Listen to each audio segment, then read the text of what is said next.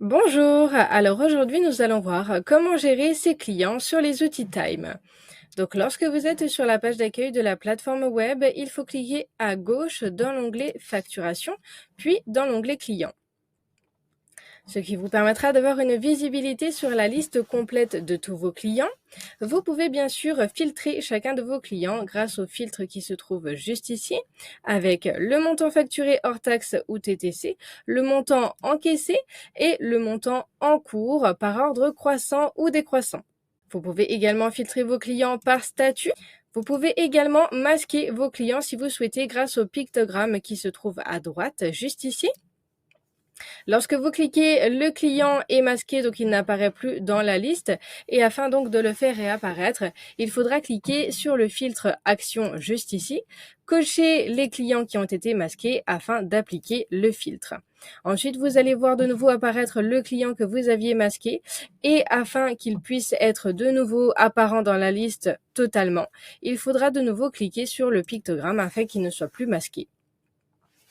Ensuite, vous avez la possibilité de rechercher l'un de vos clients grâce à la barre de recherche juste ici afin de simplifier votre recherche.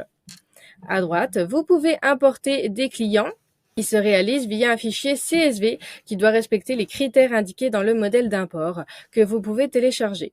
C'est utile si vous utilisez un autre outil que Time.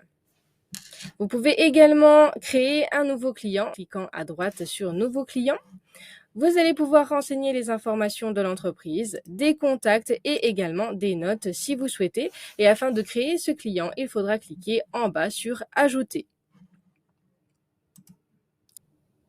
Ensuite, si vous cliquez sur l'un de vos clients, vous allez voir apparaître l'historique de ce client-ci des encours clients, avec les factures à gauche et les opérations bancaires à droite, ce qui vous permet d'avoir une bonne visibilité de ce qui se passe par rapport à chacun de vos clients et de le relancer si besoin. En dessous, cette case vous permet de reprendre le solde antérieur pour avoir le suivi complet si vous n'êtes pas passé par l'import CSV.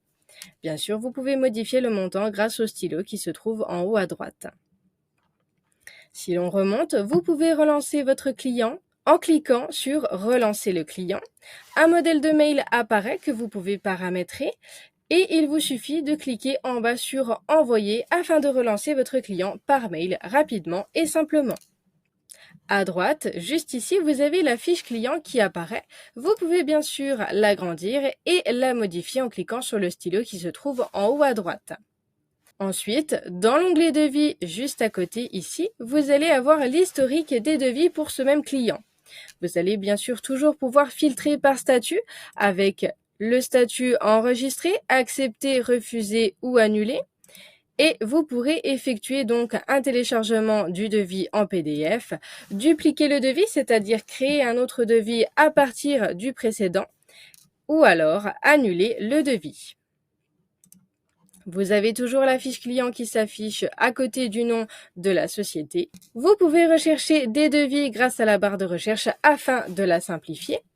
Vous pouvez créer un nouveau devis et une nouvelle facture ici à droite pour ce même client.